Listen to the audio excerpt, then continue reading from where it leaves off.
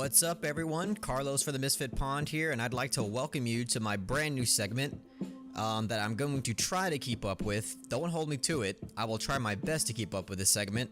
It's called the breakdown of a scene. Cool beans. So essentially what I'll be doing is taking a film that I like and choosing a scene and deconstructing it from beginning to end. I'll either be talking about certain character arcs, or I'll be talking about the central theme and how the scene relates to a central theme and how it supports the central theme. And in this case, we're going to be talking about Brazil.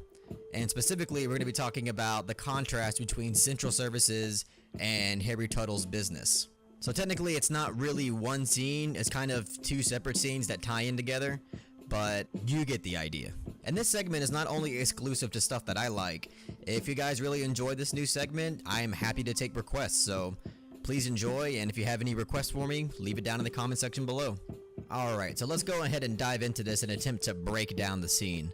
So first, we need some context. Brazil is one of my favorite films. It's directed by Terry Gilliam, who is also one of my favorite directors, and honestly, it's probably one of the best films ever made, and I think any film connoisseur would probably agree to that. And if you haven't seen Brazil, go and see it right now. It is an excellent movie. It's a brilliant and smart social satire, especially for the time that it came out. This film was way ahead of its time, and it's an excellent film. Everything down to its aesthetics, the cinematography is brilliant. Everything about this film is brilliant. Please check it out. So the film is set in this dystopian future where the government has essentially regulated every aspect of life and has taken control of pretty much everything. So the scene begins with our main character, Sam Lowry. The air conditioning in his apartment is completely shot and he needs somebody to fix it. So he calls what is known as Central Services, and he finds out that they're really backed up and he really doesn't know when they're going to be coming to his house. So eventually we see Harry Tuttle, played by Robert De Niro, walk into Sam Lowry's apartment with a gun drawn in his hand, and Lowry has no idea what's going on and he thinks he's being robbed. But eventually Tuttle puts his gun down and reveals that he is here to fix the air conditioning. But he's not from Central Services. He is a private business that's not allowed to work on the air conditioning, but he does it anyway to go against the system and to fight against the system. Harry Tuttle is supposed to represent the little guy, a person that is trying to succeed in his own business, but the overregulation and the influx of regulation in the society won't allow him to thrive. So he is forced to force his way into people's homes and fix their air conditioning because it's the only way to advertise himself, but it's also a good way to put the middle finger against the system and do it anyway. And if you notice in the way that he speaks and the way that he is conversating with our main character Lowry, you can tell that he's a normal guy. He's able to hold a comfortable conversation with you and he comes off as just a chill person. And he also has a nice little bit of dialogue here that explains the dangers of overregulation. Paperwork. Couldn't stand the paperwork. Listen. This whole system of yours could be on fire, and I couldn't even turn on a kitchen tap without filling out a 27B/6. Bloody paperwork. In the middle of attempting to fix the air conditioning, Central Services arrive, and you can see a complete change in demeanor and personality. These employees represent the kind of service and business that you will get with a giant conglomerate corporation, where all of their employees are programmed like robots due to the implementation of the regulations. Central Services is supposed to represent this giant regulated corporation by the government that essentially owns the rights to fixing air conditioning equipment in people's houses, thus completely destroying any competition in the air conditioning industry. And the brilliant aspect of the scene that I really enjoy is the fact that it's hilarious and it's also incredibly intelligent. It gets its point across in an incredibly smart way while also being extremely comical while doing it. And this scene is also rather tense because if the Central Services people find out that Harry Tuttle has been working on the air conditioner, they will most likely both be prosecuted. The Central Services employees almost catch him red-handed as Harry Tuttle's pointing the gun in the background.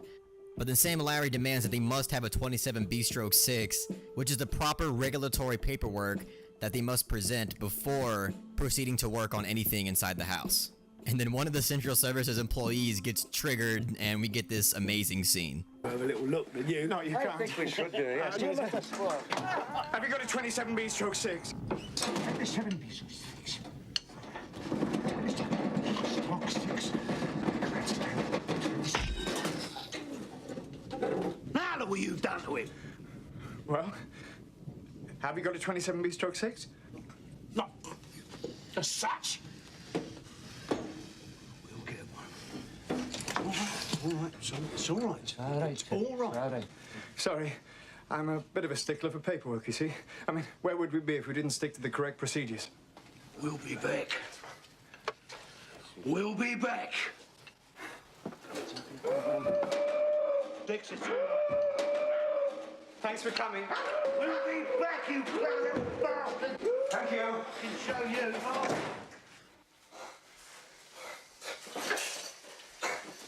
Not only is the scene hilarious, but it's also very telling, because this scene kind of shows you that these people were probably normal business people at one point until the giant corporations bought them out and they had to abide by these regulations, which include these big stacks of paperwork, which is probably why the employee got triggered, because he understands that before he was bought out by all these regulations, he was able to just go in and do his job.